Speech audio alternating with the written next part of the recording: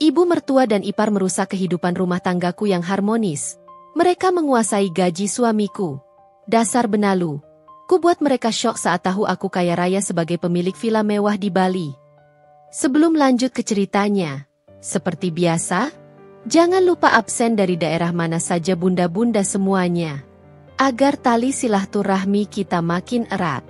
Yang sudah subscribe, semoga rezekinya makin lancar.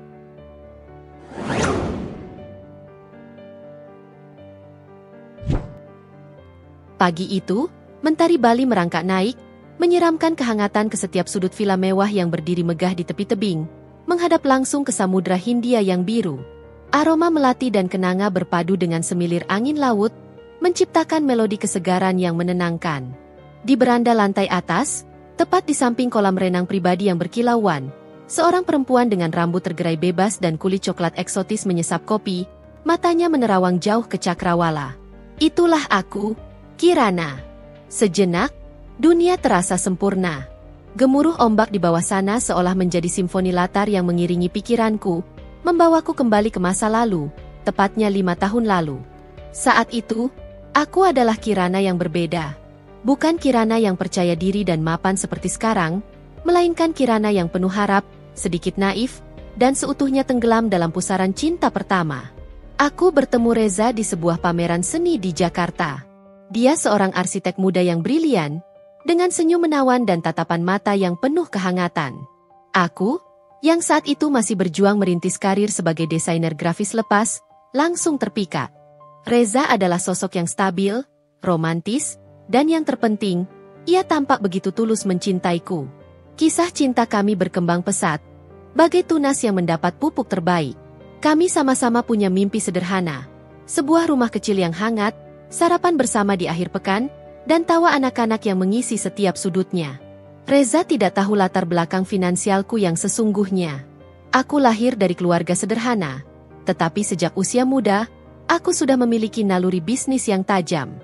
Sebagian besar hasil jerih payahku dari proyek-proyek desain grafis, ditambah warisan kecil dari almarhum kakek, tidak kugunakan untuk gaya hidup mewah. Sebaliknya, aku menginvestasikannya di berbagai instrumen, termasuk properti. Villa di Bali ini, salah satunya. Aku sengaja merahasiakan kekayaanku. Bukan karena malu, tapi aku ingin dicintai apa adanya. Bukan karena nominal angka di rekening bank. Aku ingin tahu apakah cinta Reza sejati, tanpa embel-embel materi. Pernikahan kami adalah impian yang menjadi nyata. Sebuah upacara sederhana namun penuh makna, disaksikan orang-orang terdekat. Aku merasa seolah menemukan kepingan jiwa yang hilang. Rumah tangga kami berlayar dengan tenang, bahkan terasa terlalu indah untuk menjadi kenyataan. Namun, seperti awan mendung yang perlahan menggelayuti langit cerah, bayangan masalah mulai muncul. Bayangan itu datang dalam wujud ibu mertua, Bu Sari, dan adik ipar Reza, Rina. Awalnya, mereka tampak ramah. Bu Sari adalah tipikal ibu rumah tangga yang ceriwis namun sesekali menunjukkan kasih sayangnya. Rina, yang setahun lebih muda dariku, punya pembawaan yang centil dan suka bercanda. Aku mencoba menyesuaikan diri, berpikir bahwa keluarga adalah hal utama. Aku tidak pernah membayangkan bahwa kebaikan hati dan rasa hormatku akan menjadi senjata yang mereka gunakan untuk menguasai kehidupanku dan Reza. Aku tidak tahu bahwa keharmonisan yang kubangun dengan susah payah ini akan segera digerogoti oleh dua orang yang seharusnya menjadi bagian dari keluarga kami. Bulan-bulan pertama pernikahan kami adalah sebuah simfoni harmoni. Reza dan aku, layaknya dua musisi yang baru menemukan irama yang pas, menghabiskan hari-hari dengan tawa, impian, dan rencana masa depan yang sederhana namun berarti. Kami gemar menghabiskan sore di balkon apartemen kami yang mungil, menyeruput teh hangat sambil berbicara tentang rumah impian kami, tentang anak-anak yang akan meramaikannya, dan bahkan tentang nama-nama kucing peliharaan kami kelak. Reza adalah segalanya yang kuimpikan. Perhatian, romantis, dan seorang pendengar yang baik. Di sisinya, aku merasa aman, dicintai, dan tak pernah merasa perlu menyembunyikan sisi rapuhku. Namun, perlahan tapi pasti, ritme keharmonisan itu mulai terusik. Suara-suara sumbang datang dari arah yang tak kuduga. Dari telepon rumah, dari pesan singkat di ponsel Reza, dan dari setiap kedatangan ibu mertua, Bu Sari, dan adik iparnya, Rina. Awalnya, itu hanya nada-nada minor yang samar. Panggilan Busari ke Reza yang semakin sering, tanpa pernah melibatkan aku. Obrolan singkat yang kemudian bertransformasi menjadi bisikan, lalu berujung pada permintaan. Permintaan pertama adalah untuk perbaikan atap rumah orang tua Reza yang katanya bocor parah setelah hujan badai. Reza, dengan wajah prihatin, langsung mentransfer sejumlah uang. Kasihan, sayang, mereka kan keluarga, ujarnya kala itu, dan aku mengangguk maklum. Tak lama berselang, muncul lagi kebutuhan mendadak untuk biaya acara syukuran tetangga yang, entah mengapa, harus dipikul oleh Reza sepenuhnya. Aku, yang masih diselimuti awan merah jambu pengantin baru, tak banyak bertanya. Aku berpikir, ya sudahlah, membantu keluarga itu hal yang mulia, bukan? Namun, benih keraguan mulai tertanam saat Rina, adik ipar Reza, mulai sering muncul di apartemen kami. Usianya setahun lebih muda dariku, dengan gaya centil dan sering tertawa keras. Aku mencoba bersikap ramah, menawarkan minuman, dan mengajaknya berbincang. Namun, Rina selalu punya cara untuk mengalihkan perhatian langsung pada Reza. Mereka akan pergi ke sudut, berbisik-bisik, dan percakapan itu entah mengapa selalu berakhir dengan Reza yang menghela napas panjang, lalu pamit untuk pergi ke ATM. Suatu sore, aku memberanikan diri bertanya pada Reza. Rina butuh uang lagi, sayang? Tanyaku lembut. Reza tampak tidak nyaman. Ia menggaruk tengkuknya. Sebuah kebiasaan kecilnya saat gugup atau mencoba menyembunyikan sesuatu. Oh, itu, iya. Sedikit. Katanya untuk beli buku kuliah. Jawabnya sambil buru-buru mengubah topik, bertanya tentang menu makan malam. Padahal aku tahu, Rina sudah lulus kuliah 2 tahun lalu dan sudah bekerja di sebuah butik kecil. Alasannya terasa janggal. Seperti ada selaput tipis yang menutupi kebenaran. Puncaknya adalah saat aku menyusun anggaran bulanan. Angka-angka di layar laptopku membuat dahiku berkerut dalam. Pengeluaran pribadi Reza melonjak drastis, jauh di atas batas wajar. Nominalnya bahkan hampir menyamai separuh gajinya sendiri. Jantungku berdebar tak nyaman. Sayang, ini kenapa pengeluaranmu besar sekali bulan ini? Tanyaku, mencoba menekan nada khawatir dalam suaraku. Ada yang tidak beres? Reza menghela napas. Dia memejamkan mata sejenak, seolah mencari kata-kata yang tepat. Ibu bilang ada cicilan utang lama yang harus dilunasi segera. Kalau tidak rumah mereka bisa disita bank, katanya dengan nada putus asa. Dan Rina, dia kecelakaan kecil. Motornya hancur, harus diservis total. Tidak enak kalau tidak dibantu. Sayang. Aku terdiam, memproses informasi itu. Utang lama? Kecelakaan motor? Kenapa aku tidak tahu apa-apa tentang ini? Setiap bulan, selalu ada saja drama baru dari keluarga Reza. Aku mencoba menenangkan diri, mungkin memang benar. Mungkin aku saja yang terlalu berprasangka buruk. Namun, seminggu kemudian, saat Busari dan Rina berkunjung lagi, pandanganku tak bisa lepas dari detail-detail kecil yang mencolok. Busari dengan bangga memamerkan gelang emas barunya yang berkilauan di pergelangan tangannya, memantulkan cahaya lampu ruang tamu. Sementara Rina, tak kalah heboh, menenteng tas tangan bermerek terbaru yang jelas bukan barang murah. Apalagi untuk ukuran seseorang yang motornya baru saja hancur dan membutuhkan uang servis. Saat aku sedang menyiapkan teh di dapur, aku mendengar suara tawa riang dari ruang keluarga. Rina berbicara pada Busari dengan suara yang tidak pelan, dan setiap kata-katanya menusukku seperti jarum kecil. Mama tahu tidak, kemarin waktu di Bandung, aku sampai kalah belanja di FO. Semua tas dan sepatu model baru langsung kumbat. Untung Mas Reza langsung transfer waktu aku bilang uangku kurang. Ia tergelak, disusul tawa renyah Busari. Seketika, seluruh tubuhku terasa dingin. Darahku seolah berhenti mengalir. Jadi, itu alasannya? Liburan? Belanja barang-barang mewah? Sementara Reza harus berhemat mati-matian. Bahkan sampai kami menunda rencana liburan berdua kami yang sudah lama diimpikan? Senyumku terasa kaku, membeku di wajah. Teh yang sedang kupegang nyaris tumpah. Firasat buruk yang tadinya hanya bisikan halus, kini berteriak di kepalaku. Ini bukan lagi tentang membantu keluarga. Ini adalah penipuan. Ini adalah eksploitasi. Apakah aku baru saja menyaksikan bagaimana uang hasil keringat suamiku, yang seharusnya menjadi hak kami dan pondasi masa depan kami, dialirkan secara sistematis ke kantong-kantong lain, tanpa sepengetahuanku, bahkan dengan dalih-dalih palsu. Gerimis kecil yang tadinya hanya rintikan, kini terasa seperti tetesan-tetesan yang mengisyaratkan badai besar akan datang. Insiden tas mahal dan cerita belanja di Bandung bagai palu godam yang menghantam benakku. Keraguan yang tadinya hanya bisikan halus, kini berubah menjadi alarm yang melengking keras, menusuk kesadaranku. Aku tidak bisa lagi menutup mata. Ada sesuatu yang sangat tidak beres, sesuatu yang busuk dan mengancam fondasi rumah tangga kami, dan aku harus mencari tahu akar masalahnya.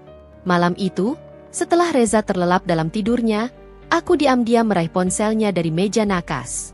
Jantungku berdebar kencang, memukul-mukul rusukku seperti genderang perang. Aku tahu, apa yang kulakukan ini adalah pelanggaran kepercayaan. Menggeledah privasi suami bukanlah tindakan seorang istri yang baik.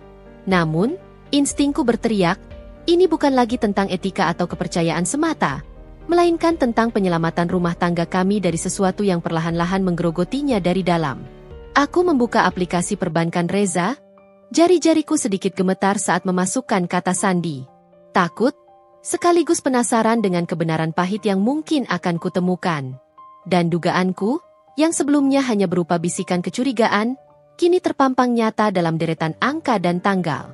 Rekam jejak transaksi Reza penuh dengan transfer-transfer rutin ke rekening Busari dan Rina, dengan nominal yang tidak masuk akal untuk sekadar bantuan keluarga.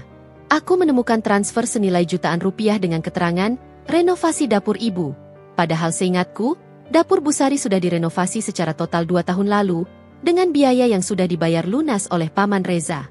Ada juga transfer ratusan ribu yang masuk setiap minggu dengan keterangan transportasi Rina. Padahal Rina sudah punya motor metik keluaran terbaru dan jarak rumahnya dengan tempat kerjanya tidak terlalu jauh. Bahkan bisa ditempuh dengan angkutan umum dengan biaya murah. Yang paling mencolok adalah beberapa transfer dengan nominal yang cukup besar, mencapai belasan juta, ke rekening Rina, yang tertera sebagai modal usaha atau biaya kursus. Aku tahu persis Rina tidak punya bakat bisnis dan tidak pernah sekalipun menunjukkan minat untuk ikut kursus apapun. Dia lebih suka menghabiskan waktunya berselancar di media sosial atau pergi ke pusat perbelanjaan. Aku menghitung ulang, membandingkan nominal gaji Reza setiap bulan dengan total pengeluaran ke keluarga intinya. Angka itu membuatku nyaris menjerit tertahan.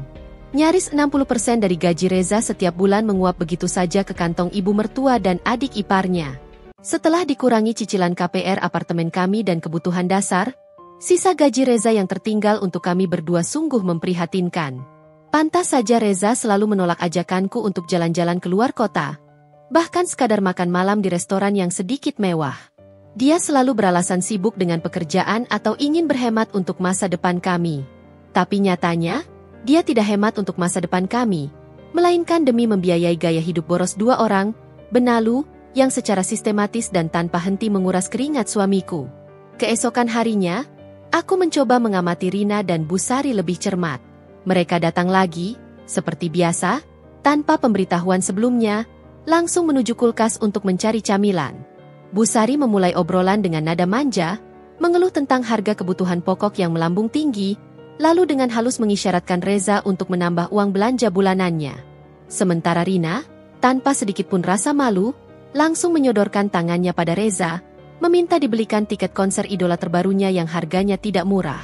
Senyum mereka begitu manis, seolah tidak ada beban, seolah mereka adalah korban yang harus selalu dikasihani. Aku menatap mereka, mencoba mencari jejak rasa bersalah, setitik penyesalan di mata mereka, tapi yang kutemukan hanyalah kilatan ketamakan yang tersamarkan dengan rapi. Aku mencoba memancing percakapan, menguji kebohongan mereka. "Oh ya, Bu," kataku pada Busari dengan nada santai, sengaja kubuat agar terdengar seperti basa-basi. "Jadi bagaimana renovasi dapurnya? Sudah selesai? Pasti cantik sekali sekarang." Busari tampak terkejut sesaat. Matanya melebar sebelum dengan cepat ia menguasai diri. Ia tersenyum hambar. "Oh, itu belum selesai sempurna, Kirana. Tukangnya kurang cekatan, banyak maunya. Mungkin butuh biaya tambahan sedikit lagi," jawabnya, melirik Reza dengan tatapan penuh arti, seolah meminta dukungan. Aku beralih pada Rina, senyumku sedikit lebih lebar. "Rina, jadi bagaimana kursus barumu? Desain interior, kan? Seru." Ya? Aku dengar biayanya cukup mahal. Rina tersedak minuman yang sedang diminumnya, batuk-batuk kecil. Wajahnya langsung memerah, terlihat jelas ia terkejut. Kursus apa, Kak? Tanyanya pura-pura bingung, menggosok-gosok tenggorokannya. Itu yang Mas Reza transfer uangnya untuk kursus itu. Kataku, mataku menatapnya tajam, tidak memberikan celah sedikit pun untuknya mengelak. Rina menatap Bu Sari sekilas, meminta bantuan. Bu Sari hanya mengedipkan mata padanya. Lalu Rina, dengan cepat ia menguasai diri, senyum palsunya kembali mengembang. Oh, itu. Kursus desain interior. Iya, kursus desain interior. Sangat seru. Kok, Kak? Jawabnya tergagap, nada suaranya sedikit melengking. Nanti kalau sudah selesai, aku bisa bantu kakak mendesain rumah impian kakak. Hehe. Aku tersenyum tipis. Bohong. Mereka berdua berbohong dengan sangat rapi, sudah terlatih, seolah kebohongan itu sudah menjadi bagian dari rutinitas mereka. Reza, di sisi lain, tampak tidak menyadari keganjilan ini, atau mungkin dia sengaja mengabaikannya, tidak ingin melihat kebenaran yang pahit. Entah mana yang lebih menyakitkan, kebodohan Reza atau kesengajaan untuk tetap memejamkan mata. Kemarahan mulai tumbuh di dadaku, bercampur dengan kekecewaan yang sangat mendalam pada Reza, dan juga kebencian yang mendidih pada ibu mertua dan adik iparnya. Mereka bukan hanya menguras uang Reza, tapi juga menipu, memanipulasi, dan menghancurkan fondasi kepercayaan di antara kami. Aku sadar, menghadapi mereka dengan emosi yang meledak-ledak tidak akan menyelesaikan apa-apa. Itu hanya akan membuat masalah semakin keruh. Aku harus lebih pintar, lebih strategis. Aku harus menemukan cara untuk menghentikan mereka, tanpa harus menghancurkan hubungan Reza dengan keluarganya secara total, setidaknya belum. Karena aku tahu Reza masih sangat mencintai ibunya. Saat itulah, di tengah kekacauan emosi yang berkecamuk itu, sebuah ide besar terlintas di benakku. Sebuah rencana yang selama ini kusimpan rapat-rapat, sebuah rahasia yang tak pernah kubagi dengan siapapun, kini terasa sangat relevan dan mendesak untuk diungkap. Rencana untuk menggunakan kekayaan yang selama ini kurahasiakan. Sebuah rencana untuk membuat mereka semua, terutama ibu mertua dan adik iparku, syok. Mereka akan tahu siapa sebenarnya yang mereka anggap sepele selama ini. Kemarahan adalah energi yang kuat, tak ubahnya api yang bisa membakar atau menerangi. Daripada membiarkannya meledak dalam amarah yang destruktif dan menghancurkan segalanya, aku memilih untuk menyalurkannya menjadi kekuatan pendorong yang terencana. Setelah malam pengungkapan, di mana aku menemukan bukti pengurasan finansial yang begitu terang-terangan dan kebohongan yang terstruktur rapi, aku memutuskan untuk tidak lagi berdiam diri. Air mata dan kesedihan tidak akan mengubah apa-apa. Ini saatnya bertindak, bukan meratapi nasib. Hal pertama yang kulakukan adalah menarik semua uang sisa gajiku sebagai desainer grafis lepas yang ada di rekening gabungan kami. Nominalnya memang tidak besar di mata Reza, namun bagiku, itu adalah simbol terakhir dari sisa kemandirian finansial yang bisa kuraih dari rekening bersama. Aku memindahkannya ke rekening pribadiku, rekening yang selama ini kudiamkan, terpisah dari segala transaksi terkait properti di Bali maupun penghasilanku yang lain. Aku tahu Reza tidak akan menyadarinya karena ia selalu berasumsi bahwa aku tidak punya penghasilan besar, atau setidaknya tidak peduli dengan detail sekecil itu. Selama ini, aku memang selalu menyisihkan sebagian besar penghasilanku ke rekening terpisah. Jadi nominal yang tersisa di rekening gabungan memang tidak pernah signifikan di matanya. Ini adalah langkah pertama untuk memastikan asetku terlindungi. Lalu, aku mulai menyusun strategi.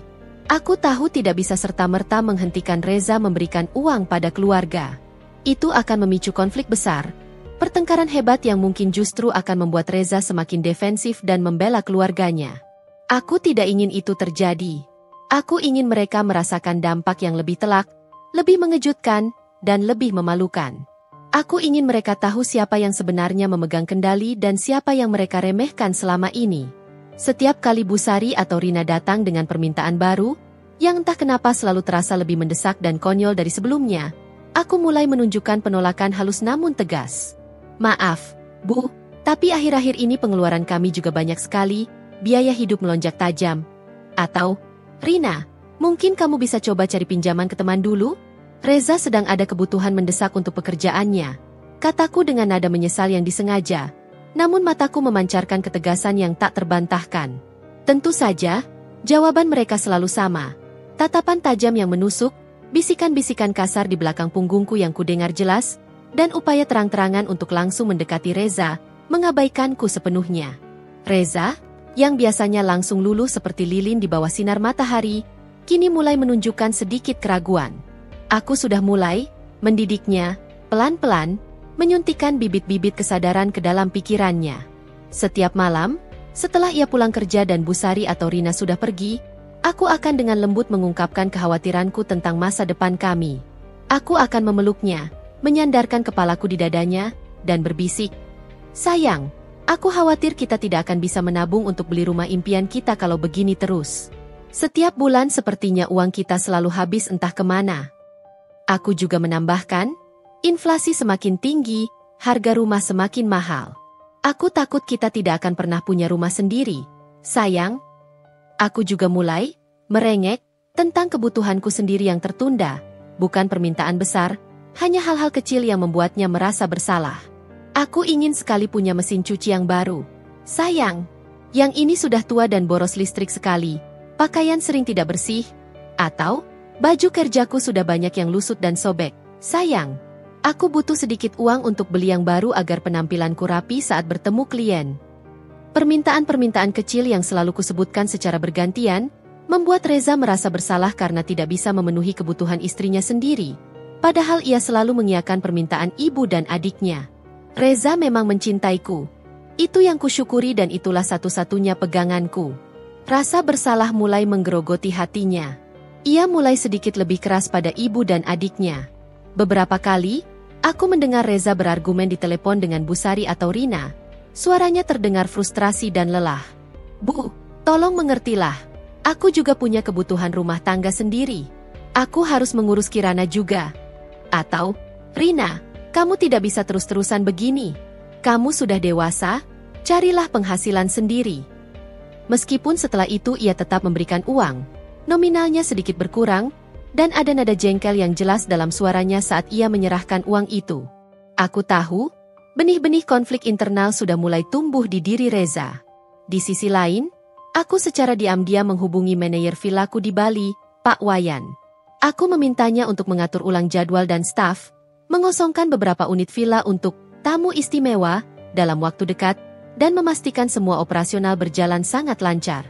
Aku juga mulai mempersiapkan beberapa dokumen penting terkait kepemilikan villa dan aset-asetku yang lain, menyimpannya di tempat yang sangat aman. Aku merasa aneh, mempersiapkan serangan saat aku seharusnya hidup damai. Tapi inilah yang harus kulakukan. Mereka telah mengganggu kedamaian dan kebahagiaanku. Mereka telah menginjak-injak harga diriku. Mereka telah menguras suamiku. Sekarang, giliran mereka yang akan merasakan akibatnya. Aku akan membuat mereka syok, dan mereka tidak akan pernah menyangka dari mana serangan itu datang. Apalagi bahwa aku, Kirana yang selama ini mereka remehkan, adalah pemilik asli dari villa-villa mewah itu. Senyum tipis terukir di bibirku. Permainan baru saja dimulai, dan kali ini, akulah yang memegang semua kartu. Rencana senyapku, yang kulancarkan dengan hati-hati bagaikan bidak catur yang bergerak perlahan namun pasti, mulai menunjukkan hasilnya. Perubahan sikap Reza, sekecil apapun itu, dari yang tadinya selalu mengiyakan kini sesekali menolak atau memberikan uang dengan ekspresi terpaksa, sudah cukup membuat Bu Sari dan Rina merasa sangat tidak nyaman. Mereka, yang selama ini terbiasa dengan Reza yang selalu menjadi ATM berjalan, kini harus menghadapi penolakan dan alasan-alasan yang lebih masuk akal. Kondisi ini membuat mereka semakin gelisah, dan seperti tikus terjepit, mereka menjadi semakin agresif dan berani. Suatu siang, saat aku sedang berkutat di dapur, mengiris sayuran untuk makan siang, Bu Sari dan Rina tiba-tiba datang tanpa pemberitahuan. Pintu apartemen terbuka dengan sedikit gebrakan, dan aura ketegangan langsung menyelimuti ruangan. Mereka berdua tampak gelisah. Wajah Bu Sari masam dan bibir Rina cemberut, lebih dari biasanya. Aku merasakan ada badai kecil yang siap meledak dari sorot mata mereka. "Kirana, apa-apaan sih kamu ini?" Bu Sari langsung melontarkan pertanyaan dengan nada tinggi yang menusuk, begitu ia melangkah masuk, tanpa basa-basi atau salam. Rina berdiri di belakangnya, mengangguk-angguk setuju dengan mimik wajah yang sama kesalnya. Aku menoleh, pura-pura terkejut dan meletakkan pisau dengan hati-hati. "Ada apa, Bu?" Kok tiba-tiba begini? Ada masalah? Tanyaku tenang. Meskipun dalam hati aku mendidih, siap meladeni drama yang akan mereka sajikan. Ada apa bagaimana? Busari melipat tangan di dada. Matanya menatapku tajam. Reza. Reza tidak mau lagi memberikan uang untuk kebutuhan ibu. Katanya kamu yang melarang-larang. Kamu hasut anak saya. Ya? Kamu ini istri macam apa? Maaf, Bu, saya tidak menghasut siapapun. Jawabku tenang, menatap lurus ke matanya. Aku sengaja menjaga nada suaraku agar tetap datar, tidak terpancing emosi. Saya hanya mengingatkan Reza tentang prioritas kami sebagai pasangan suami istri. Kami juga punya kebutuhan, Bu. Kami ingin menabung untuk masa depan kami berdua, untuk rumah yang sudah kami impikan. Masa depan apa? Kamu itu cuma istri. Tugasmu itu melayani suami dan tidak banyak bicara. Bukan mengatur-atur keuangan anak saya. Bentak Busari, suaranya naik 1 oktav, memenuhi ruangan. Seharusnya kamu bersyukur Reza mau menikahi kamu yang sederhana ini. Kamu itu tidak tahu diri. Dasar perempuan tidak tahu diuntung. Rina, yang sedari tadi hanya mengangguk dan mengomel kecil, kini menambahkan dengan nada sinis. Iya, Kak. Lagian kakak itu kerja apa sih? Paling cuma desain gambar-gambar tidak jelas itu, gajinya juga tidak seberapa. Mana bisa menghidupi Mas Reza? Makanya jangan sok kaya dan sok mengatur. Aku hanya tersenyum tipis. Senyum yang kubuat sepahit mungkin. Mungkin gaji saya tidak seberapa di mata kalian, Rina. Kataku, mataku menatapnya penuh arti. Tapi setidaknya, saya tidak pernah meminta-minta pada suami saya. Apalagi sampai menguras gajinya sampai habis demi kepentingan saya sendiri. Wajah Busari memerah padam, tangannya mengepal. Lancang kamu, Kirana. Kamu itu benalu. Kamu merebut anak saya dari ibunya. Kamu penghalang kebahagiaan kami. Pernyataan, benalu, itu, ironisnya, justru membakar semangatku.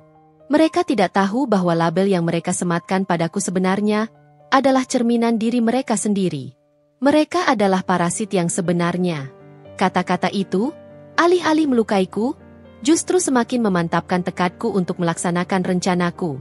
Di tengah suasana tegang yang mencekam itu, pintu apartemen kembali terbuka. Reza pulang dari kantor, tampak lelah. Ia langsung terkejut melihat pertengkaran yang memanas di ruang tamu. Tas kerjanya nyaris terjatuh dari tangannya. Ada apa ini, Bu? Rina? Kenapa ribut-ribut begini? Tanyanya, mencoba menengahi, raut wajahnya menunjukkan kebingungan dan keputusasaan. Tuh istrimu, Zah? Adu Busari dengan nada mendramatisir, air mata palsu mulai berlinang di sudut matanya, bersiap meluncurkan akting terbaiknya. Melawan ibu. Melarang kamu memberi uang pada ibu. Dia hasut kamu, Zah. Reza menatapku. Aku hanya diam, menunggunya bereaksi. Ia menghela napas panjang, memijat pelipisnya. Bu, sudah kubilang berkali-kali, kita harus hemat. Aku juga punya kebutuhan rumah tangga. Aku harus memikirkan masa depanku dan Kirana. Kirana benar, kita harus menabung. Mendengar pengakuan Reza yang membenarkanku, Busari dan Rina semakin menjadi-jadi. Mereka mulai memainkan kartu simpati secara brutal, berakting seolah-olah akulah monster kejam yang merenggut kebahagiaan mereka. Mereka menceritakan ulang semua drama finansial mereka, namun kali ini dengan bumbu yang lebih dramatis, lebih menyayat hati, seolah-olah akulah penyebab utama semua kesengsaraan dan penderitaan mereka. Mereka bahkan mengungkit-ungkit semua kebaikan mereka selama ini pada Reza, bagaimana mereka merawatnya sejak kecil, bagaimana Busari berjuang mati-matian, bagaimana Rina selalu menjadi teman yang baik dan suportif baginya. Seolah-olah semua pengorbanan itu adalah alasan mutlak untuk terus-menerus menguras dompetnya tanpa henti. Aku hanya mendengarkan, dengan senyum tipis yang tak lepas dari bibirku. Mereka sedang menggali kuburan mereka sendiri, bahkan menggali lebih dalam dari yang mereka sadari.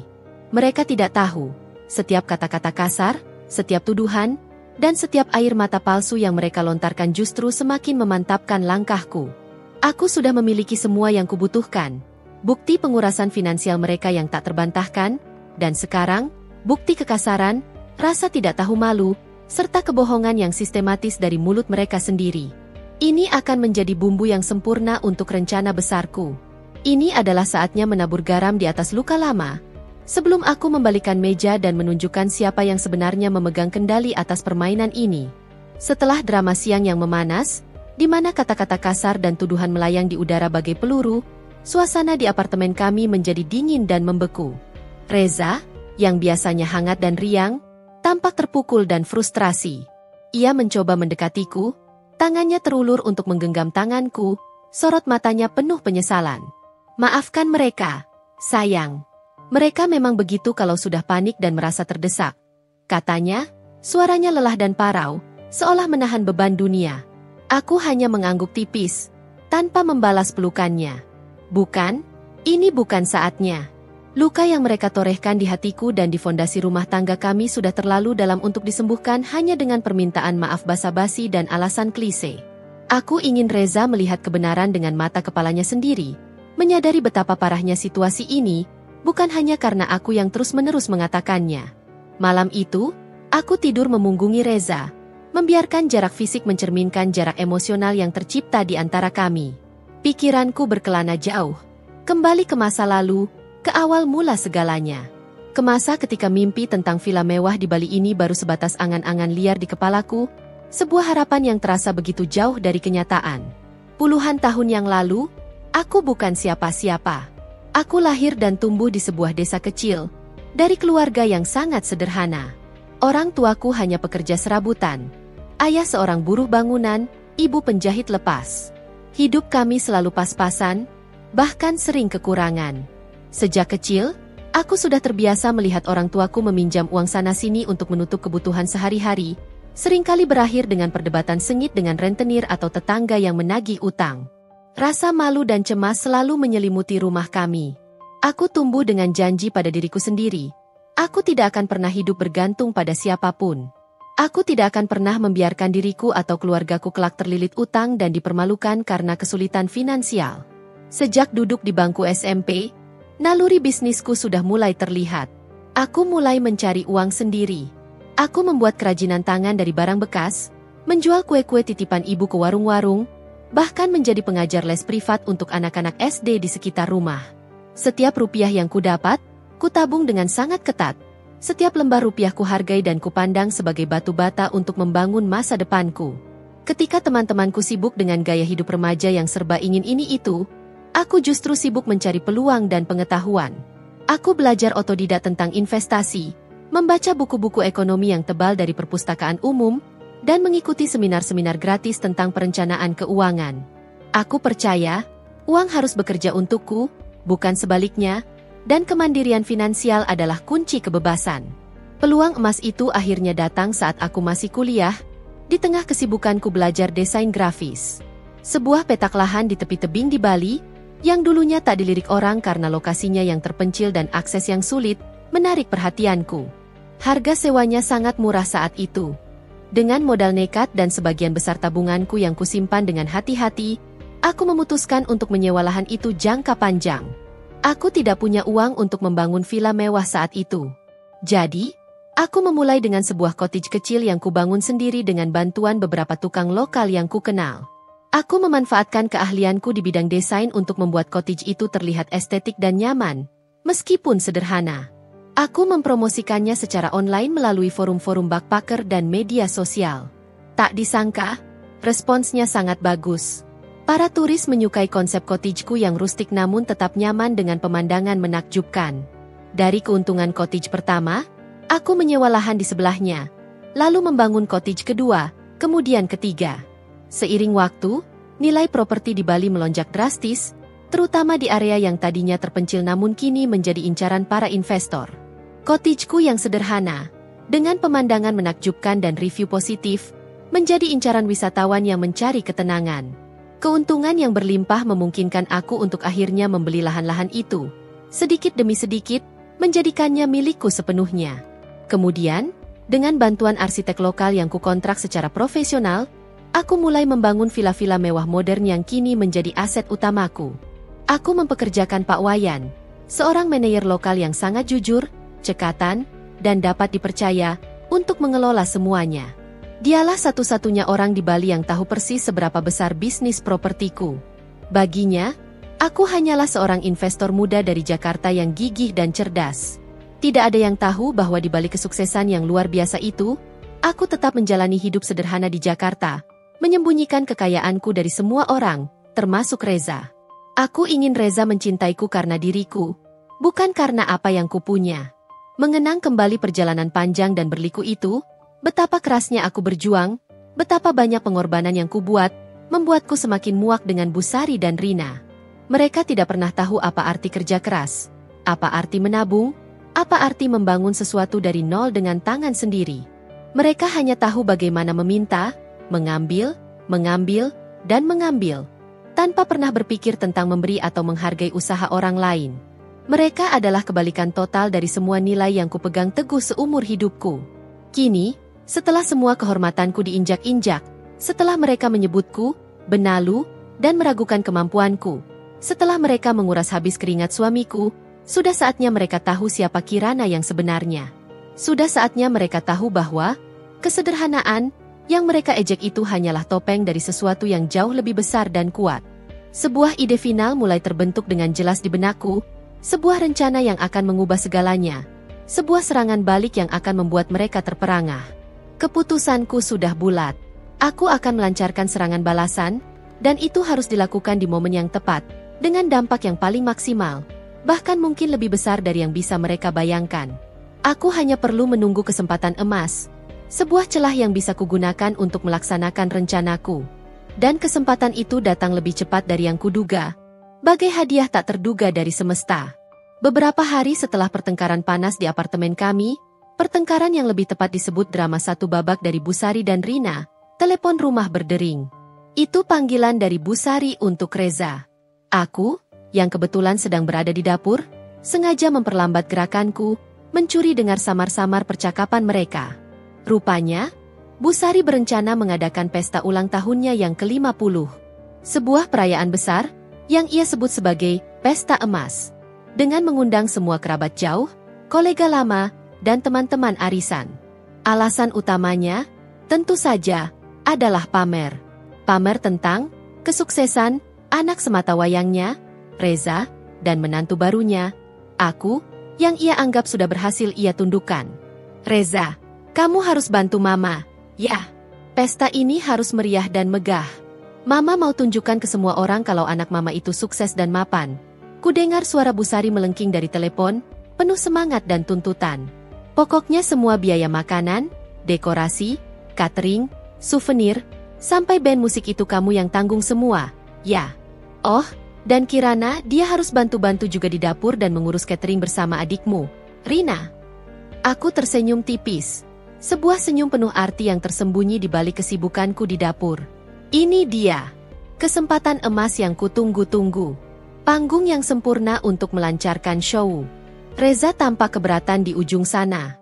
Suaranya terdengar pasrah dan lelah. Bu, kan sudah kubilang, kita sedang hemat. Biaya pesta sebesar itu tidak sedikit, bahkan bisa menguras tabungan kami. Keluhnya, mencoba menjelaskan kondisinya. Apa? Busari langsung meradang. Suaranya naik beberapa oktav. Kamu tega Mama ulang tahun ke-50 cuma dirayakan biasa-biasa saja di rumah? Memangnya Kirana itu kerjanya apa? Cuma bisa menghamburkan uangmu saja kan? Suruh dia bantu biaya pestanya. Jangan cuma modal dengkul.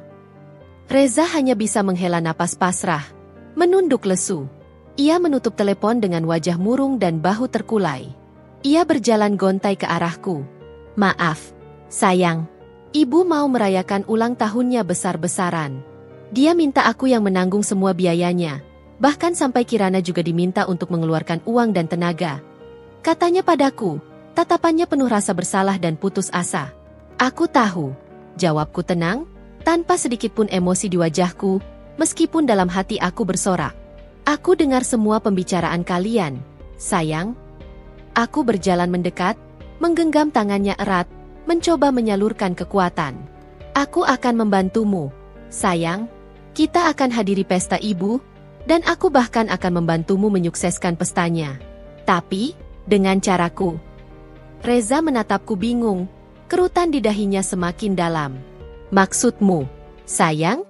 Cara apa? Kita akan hadiri pesta ibu dengan sukacita, dan biarkan aku yang mengambil alih urusan catering dan dekorasi. Kataku, mataku berbinar penuh rahasia. Tapi, aku punya ide lain yang lebih besar. Aku ingin kita semua liburan bersama setelah pesta selesai. Ke Bali. Mata Reza membelalak kaget. Bali? Tapi kan biayanya mahal sekali. Sayang. Dan aku harus bekerja, tidak bisa mengambil cuti panjang. Jangan khawatir soal biaya dan cuti, kataku misterius, senyum licik terukir di bibirku. Itu bagianku. Aku sudah lama ingin mengajakmu liburan ke sana. Dan ini akan jadi kesempatan bagus untuk kita semua melepas penat setelah pesta ibu yang pasti melelahkan. Ibu dan Rina juga pasti senang, kan? Mata Reza membelalak lebih lebar lagi, penuh tanya. Kamu serius? Tapi, bagaimana dengan ibu dan Rina? Mereka pasti akan curiga. Aku akan mengurusnya. Aku akan mengundang mereka secara langsung, sebagai hadiah dariku. Hadiah ulang tahun untuk ibu, dan juga hadiah untuk Rina. Jawabku dengan senyum yang tidak bisa diartikan. Senyum kemenangan yang sudah terbayang di benakku. Singkat cerita, aku menghubungi Bu Sari. Aku berpura-pura sangat antusias dengan pesta ulang tahunnya dan menawarkan hadiah istimewa dariku.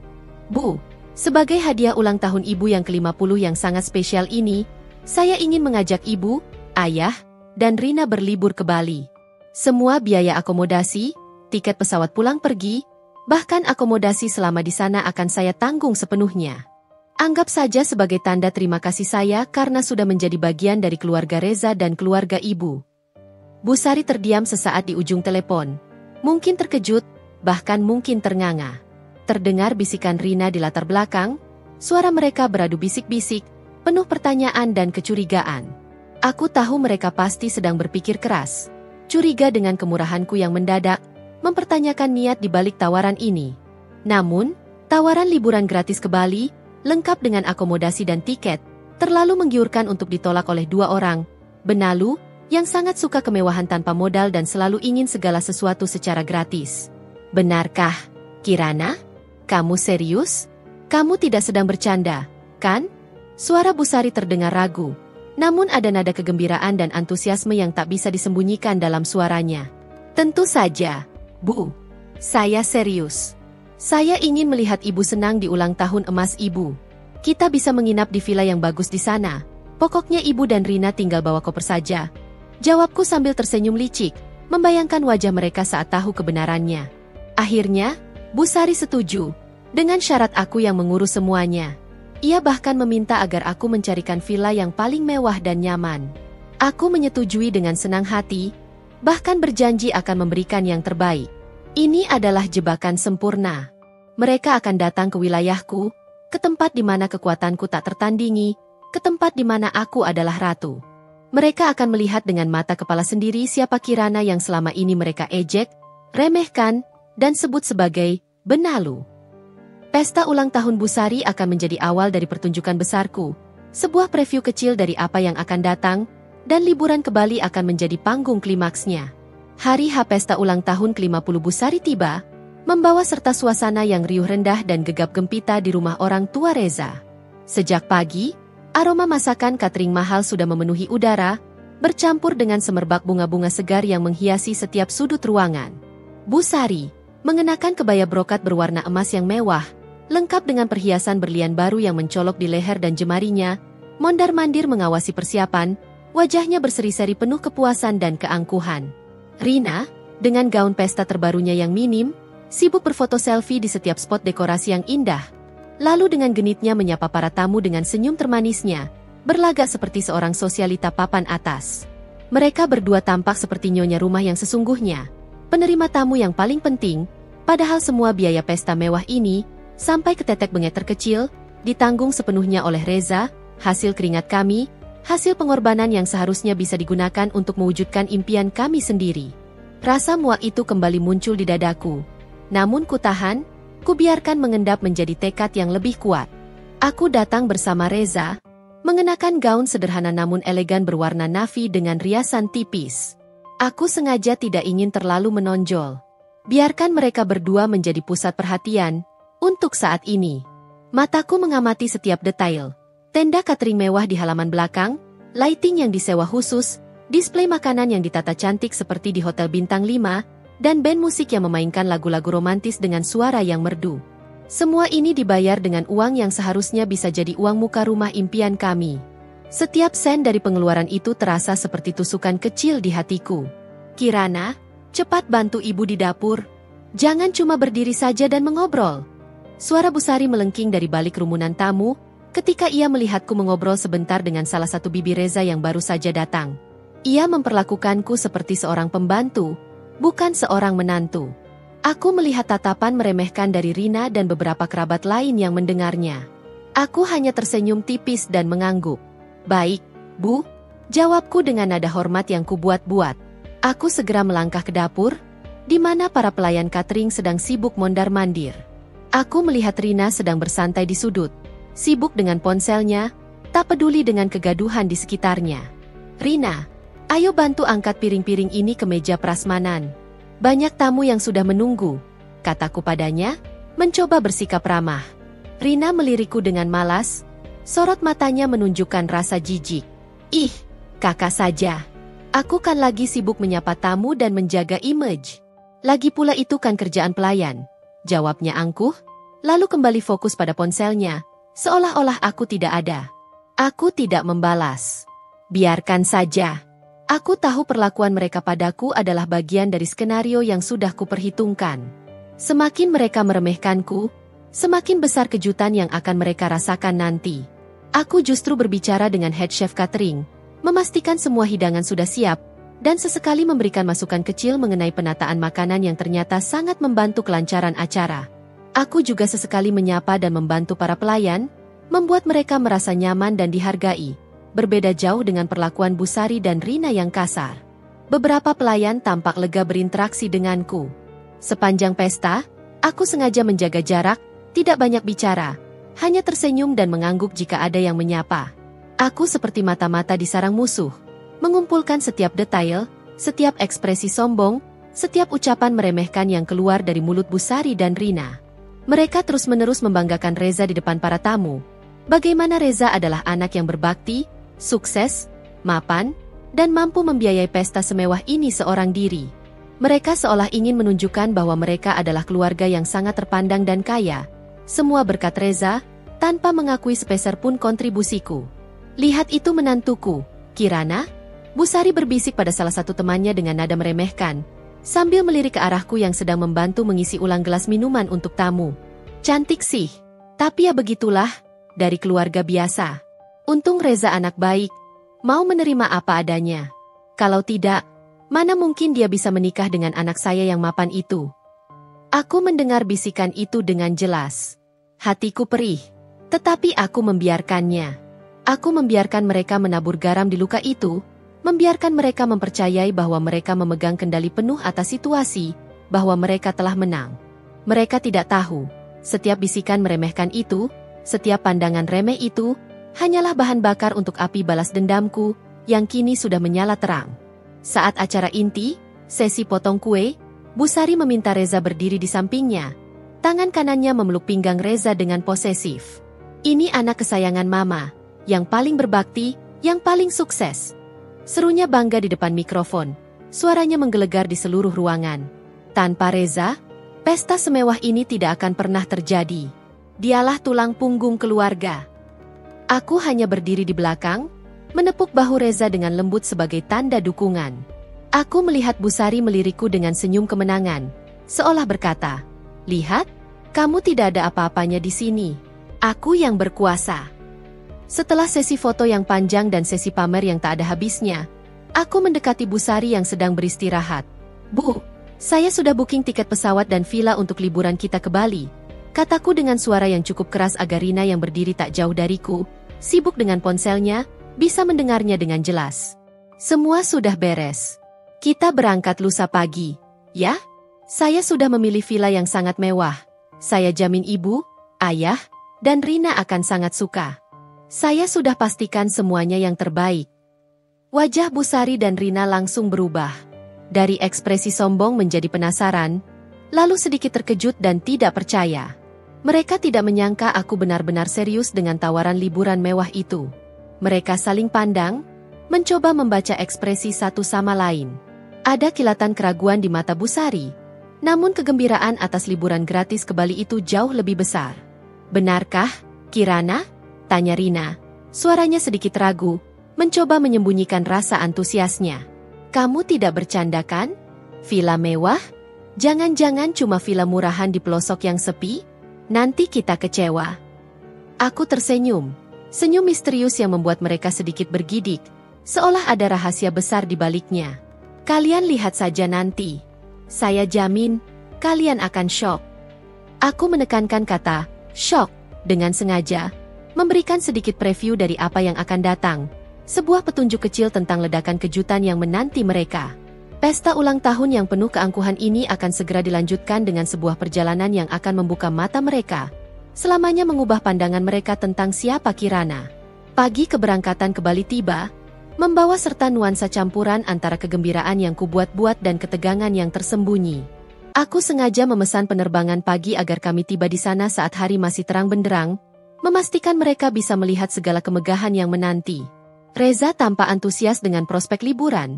Meskipun masih ada sedikit kegelisahan yang kentara di wajahnya setiap kali Busari atau Rina melontarkan komentar sinis atau pertanyaan meremehkan. Busari dan Rina, di sisi lain, datang dengan koper-koper jumbo yang penuh dengan pakaian musim panas terbaru, aksesori mahal yang berkilauan, dan perlengkapan fashion lainnya yang tampak baru dibeli. Mereka berdua berdandan total, dengan riasan tebal dan rambut tertata rapi, seolah mereka akan menghadiri acara karpet merah di bandara, bukan sekadar terbang. Reza dan aku, kontras dengan mereka, hanya membawa koper ukuran sedang, yang lebih praktis dan tidak mencolok. Di Bandara Soekarno-Hatta, aku mengurus boarding pass dan semua detail penerbangan dengan cekatan, tanpa sedikit pun keraguan. Busari, yang sedari awal sudah menunjukkan ketidaksabarannya, terus-menerus mendesah dan mengeluh. "Kirana, kamu yakin villa yang kamu pilih itu benar-benar mewah? Jangan-jangan cuma villa ecek-ecek seperti penginapan murah di pedalaman desa?" Tanyanya dengan nada meremehkan, suaranya sedikit meninggi. "Mama ini sudah terbiasa dengan fasilitas bintang 5 dan pelayanan kelas atas. Tahu, jangan sampai mengecewakan." "Iya, Kak," Rina menimpali dengan wajah cemberut yang dibuat-buat. "Jangan sampai kita kecewa, ya. Aku sudah membayangkan liburan mewah di tepi pantai dengan infinity pool, bukan di tengah sawah yang penuh nyamuk." Nada suaranya penuh tuntutan, seolah aku berutang kemewahan padanya. Aku hanya tersenyum tipis. Sebuah senyum penuh rahasia yang tak bisa mereka pahami. "Kalian tunggu dan lihat saja nanti, Bu, Rina. Saya sudah pilihkan yang terbaik dari yang terbaik. Saya jamin kalian pasti betah dan tidak akan ingin pulang." Reza, yang menyadari ketegangan yang mulai muncul, mencoba menenangkan mereka. "Sudahlah, Bu, Rina. Jangan banyak protes. Kirana sudah berusaha keras menyiapkan ini semua untuk kita. Hargai sedikit usahanya." Sepanjang perjalanan di pesawat, Busari dan Rina tak henti-hentinya membicarakan rencana liburan mereka yang glamor, daftar tempat makan mahal yang ingin mereka kunjungi, dan toko-toko butik desainer terkemuka di Seminyak yang harus mereka datangi. Mereka berbicara seolah-olah merekalah yang akan membayar semuanya. Seolah-olah merekalah dermawan sejati, tanpa sedikit pun menunjukkan rasa terima kasih atau menghargai usaha yang kulakukan. Bahkan saat pramugari menawarkan minuman, Busari dengan sombongnya meminta kopi khusus yang tidak ada di daftar menu dan komplain tentang suhu kabin yang katanya terlalu dingin. Rina sibuk bersuah foto dengan latar belakang awan putih, mempostingnya di media sosial dengan caption tentang liburan mewah ke Bali yang disponsori kakak ipar tercinta. Mereka tidak tahu betapa ironis dan menusuknya kalimat itu bagiku. Setibanya di Bandara Internasional Ngurah Rai, Bali, kami disambut oleh Pak Wayan, manajer villaku yang setia, yang sudah menunggu dengan sopir dan sebuah Alphard hitam mengkilap. Matanya menatapku sekilas, seolah bertanya, "Sudah siapkah Anda, Nyonya, untuk pertunjukan ini?" Aku membalas tatapannya dengan anggukan kecil yang nyaris tak terlihat. Sebuah kode rahasia di antara kami. "Maaf, ini siapa ya?" tanya Busari dengan nada curiga, saat melihat Pak Wayan menyapaku dengan hormat dan mempersilakan kami masuk ke mobil. "Ini Pak Wayan, Bu. Dia yang akan mengantar kita ke villa," jawabku singkat, sengaja tidak memberikan detail lebih lanjut. Busari dan Rina saling pandang, Kerutan di dahi mereka semakin dalam. Sopir yang menjemput kami mengenakan seragam rapi dengan logo elegan di dadanya, dan mobil Alphard yang kami tumpangi terlihat sangat mewah dan bersih. Ini semua sama sekali tidak cocok dengan gambaran menantu sederhana dan miskin yang selama ini mereka miliki tentangku. Villa mana memangnya, Kirana? Tanya Rina, mencoba mengorek informasi dengan nada memaksa. Jangan-jangan villa pinggir jalan yang sempit dan berdebu itu? Atau villa yang jelek dan terpencil? Villa pribadi, Rina. Jauh dari hiruk-pikuk kota, tapi tetap dekat dengan beberapa tempat menarik yang strategis. Jawabku diplomatis, menjaga agar senyum misteriusku tidak terlalu terlihat jelas. Aku menikmati setiap detik kebingungan di wajah mereka. Perjalanan dari bandara ke villa terasa sedikit tegang. Setidaknya bagiku, karena aku menunggu reaksi mereka.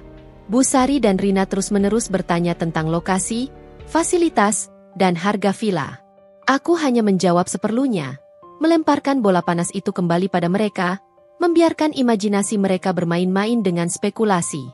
Mereka mencoba mencari-cari celah, tanda-tanda kemurahan, ketidaknyamanan, atau ketidaksesuaian dengan ekspektasi mereka, namun gagal. Setiap detail, mulai dari kerapian interior mobil, keramahan sopir, hingga pemandangan indah terawat di sepanjang jalan yang kami lewati, seolah membantah semua prasangka mereka tentang villa murahan yang mereka duga akan kutawarkan. Dan kemudian, saat mobil melewati gerbang tinggi dengan ukiran Bali yang megah, yang terbuat dari kayu jati kokoh, Bu Sari dan Rina langsung terdiam. Mata mereka membelalak lebar, bibir mereka sedikit terbuka. Mereka melihat jalan setapak paving blok yang ditata apik, diapit deretan pohon Kamboja yang rimbun dan bunga-bunga tropis berwarna-warni. Di kejauhan, sebuah kompleks villa yang berdiri megah di atas tebing, memancarkan aura kemewahan tak terkira. Sebuah infinity pool tak berujung terhampar luas, seolah menyatu dengan birunya samudra Hindia yang membentang di bawahnya. Arsitektur villa-villa itu modern namun tetap berpadu harmonis dengan sentuhan tradisional Bali yang elegan, memancarkan aura kemewahan dan ketenangan yang tak terbantahkan. Reza sendiri tampak takjub, bahkan sedikit melongo. Ini villa yang kamu booking, sayang? Tanyanya, suaranya sedikit tercekat, tidak percaya dengan apa yang dilihat matanya. Megah sekali. Aku tidak menyangka. Aku hanya tersenyum simpul. Tatapanku tertuju pada Bu Sari dan Rina. Ini baru permulaan. Mereka belum tahu siapa pemilik sebenarnya dari semua ini. Mata Bu Sari dan Rina masih terpaku pada pemandangan itu. Rahang mereka sedikit terjatuh, seolah terpaku oleh kemegahan yang tak pernah mereka bayangkan akan mereka nikmati. Kecurigaan mereka masih ada, namun kini bercampur dengan rasa takjub, kebingungan, dan mungkin sedikit ketakutan. Panggung telah siap. Pemain utama sudah di tempatnya. Pertunjukan yang sesungguhnya akan segera dimulai. Kami tiba di depan pintu utama sebuah villa megah yang telah kupersiapkan secara rahasia selama bertahun-tahun, yang internalku sebut Villa Kirana, meskipun nama itu tidak tertera secara mencolok di papan nama. Pak Wayan, dengan senyum ramah namun penuh arti di bibirnya, membukakan pintu kayu jati berukir, dan kami melangkah masuk ke sebuah foyer luas dengan langit-langit tinggi dan ornamen kayu ukir Bali yang memesona. Di tengah ruangan, sebuah kolam koi membentang dengan air jernih dan gemericik suara air yang menenangkan, menciptakan nuansa ketenangan yang kontras dengan kekisruhan yang kubawa serta dari Jakarta. Aroma bunga Kamboja yang semerbak dari taman tropis di sekeliling villa semakin menguat, membelai indera penciuman. Mata Bu Sari dan Rina langsung menyapu setiap sudut dengan tatapan takjub yang tak bisa disembunyikan. Mulut mereka sedikit terbuka, rahang mereka sedikit terjatuh melihat kemegahan di hadapan mereka. Mereka melihat ruang keluarga semi terbuka yang luas, langsung menghadap ke kolam renang pribadi dan samudra Hindia yang biru kehijauan, seolah menyatu tak berbatas. Sofa-sofa empuk berwarna putih bersih tertata apik, mengundang untuk diistirahati. Dapur modern dengan kitchen island marmer hitam mengkilap, lengkap dengan peralatan masak canggih, tampak seperti dapur impian para koki. Beberapa kamar tidur mewah dengan pemandangan serupa. Setiap kamar memiliki kamar mandi dalam bak hotel bintang 5, membuat mereka terpukau. Tanpa aba-aba, mereka berlari-lari kecil dari satu ruangan ke ruangan lain, seperti anak-anak yang baru pertama kali masuk rumah boneka raksasa, atau orang udik yang baru melihat kemewahan sesungguhnya. Ini beneran villa yang kita sewa, Za? Tanya Bu Sari pada Reza, suaranya sedikit tercekat, tidak percaya dengan apa yang dilihat matanya. Ia menyentuh dinding, seolah memastikan semua ini nyata. Bukan punya orang lain yang salah, kan? Kok bisa semewah ini? Reza sendiri tampak sama takjubnya. Matanya berbinar melihat kemewahan di sekelilingnya. Iya, Bu. Kirana yang booking ini.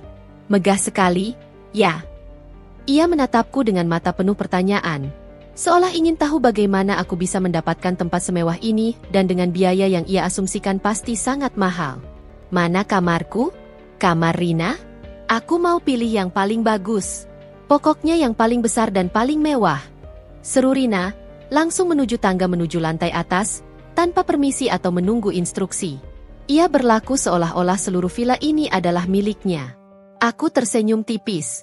Sebuah senyum penuh rencana. Rina, Bu, kalian bisa pilih kamar di lantai atas. Ada 2 kamar utama yang sangat luas dengan pemandangan laut lepas dan balkon pribadi, dan 1 kamar tamu yang nyaman di lantai bawah. Kataku, suaraku datar namun ada otoritas yang jelas di dalamnya, otoritas seorang pemilik. Aku dan Reza akan menempati kamar di lantai bawah agar lebih mudah mengakses dapur, kolam renang, dan juga memberikan privasi lebih untuk kalian. Bu Sari dan Rina segera menyerbu ke atas, berebut kamar yang paling besar dan paling bagus. Terdengar tawa riang mereka dari lantai atas, bercampur dengan decak kagum dan seruan-seruan keheranan. Mereka sibuk mengamati setiap detail kamar, memeriksa kamar mandi, dan bahkan mencoba jacuzzi di salah satu kamar mandi utama. Mereka tidak sadar, mereka sedang terperangkap dalam jaring yang kubentangkan dengan sangat hati-hati. Jaring kemewahan yang mereka pikir bisa mereka nikmati secara cuma-cuma. Pak Wayan, dengan senyum tipis yang hanya bisa kupahami, mendekatiku saat Reza sibuk dengan koper-koper kami yang ukurannya jauh lebih kecil dari koper Bu Sari dan Rina. Semua sudah siap, Nyonya. Staf villa sudah menunggu instruksi Anda di area belakang. Bisiknya pelan, memastikan tidak ada yang mendengar kecuali aku. Bagus, Pak Wayan. Tolong pastikan mereka dilayani dengan sangat baik. Semua kebutuhan mereka harus terpenuhi dengan cepat dan sempurna. Seolah-olah merekalah pemiliknya yang sesungguhnya. Bisikku balik, menekankan kata, pemiliknya. Tapi, jangan ada satupun staf yang memberitahu siapa pemilik sebenarnya dari villa ini. Biarkan mereka bertanya-tanya sendiri, biarkan rasa penasaran itu membakar mereka. Pak Wayan mengangguk sopan. Siap, Nyonya. Instruksi Anda jelas. Tidak ada yang akan membocorkan rahasia Anda. Sepanjang hari itu, Bu Sari dan Rina bersikap bak ratu. Mereka menghabiskan waktu di tepi kolam renang, berjemur di bawah sinar matahari Bali, dan meminta berbagai hidangan disiapkan oleh staf villa. Mereka memesan mocktail ke tepi kolam renang, meminta staf untuk membawakan handuk baru, dan meminta spot terbaik untuk berfoto dengan latar belakang villa dan laut yang menakjubkan. Mereka berlagak seperti selebriti papan atas, memberi perintah pada staf villa dengan nada angkuh dan cenderung merendahkan. Aku hanya mengamati mereka dari jauh, sesekali memberikan instruksi pada staf jika ada sesuatu yang kurang, atau mengoreksi Bu Sari Rina dengan halus jika mereka bersikap terlalu semena-mena. Pelayan, bawa ke sini lagi jus jeruknya. Yang dingin, ya? Teriak Bu Sari pada salah seorang staf villa yang sedang melintas. Aku mendekat dengan langkah santai. Bu, panggil saja dengan baik-baik. Dia namanya Mbak Ani, kataku lembut, sambil tersenyum ke arah Mbak Ani yang tampak sedikit kaget. Bu Sari mendengus. Memangnya kenapa? Mereka kan pelayan. Sudah dibayar. Kok? Wajar saja kan kalau disuruh-suruh. Aku hanya tersenyum dan menggelengkan kepala. Aku membiarkan mereka menikmati kemewahan itu sepuasnya. Membiarkan mereka tenggelam dalam ilusi bahwa mereka pantas mendapatkan semua ini tanpa berusaha, tanpa berkeringat. Setiap permintaan berlebihan, setiap sikap angkuh, setiap ejekan yang pernah mereka lontarkan, semakin memperkuat tekadku. Mereka merasa di atas angin, tidak menyadari bahwa semua yang mereka nikmati itu adalah milikku, dan mereka sedang menikmati hidangan di piring yang akan segera kukembalikan padanya. Reza, di sisi lain, tampak sedikit canggung dengan semua kemewahan ini. Ia beberapa kali mendekatiku dengan raut wajah penasaran. Sayang, ini villa siapa sih sebenarnya? Kok mewah sekali? Dan pelayanannya bagus sekali. Sepertinya bukan sembarang villa sewaan. Bisiknya, matanya menyapu sekeliling. Nanti juga tahu. Sayang, nikmati saja dulu. Jawabku, sambil tersenyum misterius. Anggap saja ini hadiah terindah dariku untukmu. Setelah semua yang kamu alami selama ini karena keluarga. Wajah Busari dan Rina yang awalnya bingung dan sedikit curiga, kini bercampur dengan rasa takjub yang tak terbendung. Mereka mulai membanggakan villa itu di telepon dengan kerabat-kerabat mereka di Jakarta, menyebutkan setiap fasilitas mewah yang mereka nikmati. Lihat deh, kami liburan di villa pribadi di Bali. Mewah sekali. Bahkan ada kolam renang pribadi menghadap laut. Mereka bahkan tak segan meminta staf untuk mengambilkan foto mereka yang sedang berpose sombong di setiap sudut villa. Mereka merasa telah mencapai puncak kenikmatan dan status sosial yang selama ini mereka idam-idamkan. Mereka tidak tahu, puncak sesungguhnya, beserta kejutannya yang mematikan, belum tiba. Aku akan menyajikan klimaks yang akan membuat mereka benar-benar syok. 2 hari berlalu di Villa Kirana. 2 hari yang terasa seperti keabadian. Namun juga menjadi panggung sempurna bagi Busari dan Rina untuk menunjukkan diri mereka yang sesungguhnya. Mereka semakin merasa betah, bahkan bertingkah seolah-olah merekalah pemilik sesungguhnya dari villa ini, atau setidaknya, pewaris tahta yang sah. Mereka memanfaatkan setiap fasilitas, meminta staf untuk melayani setiap keinginan kecil mereka, mulai dari menyiapkan camilan tengah malam hingga memijat kaki mereka setelah berenang, dan tak henti-hentinya bersuah foto untuk dipamerkan di media sosial, dengan caption yang bombastis tentang liburan sultan dan gaya hidup mewah. Busari bahkan sempat memposting foto dirinya sedang berjemur di tepi kolam renang dengan caption, "Bahagia itu sederhana, punya anak sukses yang bisa mengajak mama liburan mewah seperti ini. Terima kasih, Reza." Tanpa sedikit pun menyebut namaku. Reza, di sisi lain, mulai tampak semakin tidak nyaman dengan tingkah pola ibu dan adiknya. Wajahnya seringkali menunjukkan ekspresi lelah dan malu. Ia beberapa kali mencoba menegur mereka dengan bisikan, "Bu, jangan terlalu berlebihan."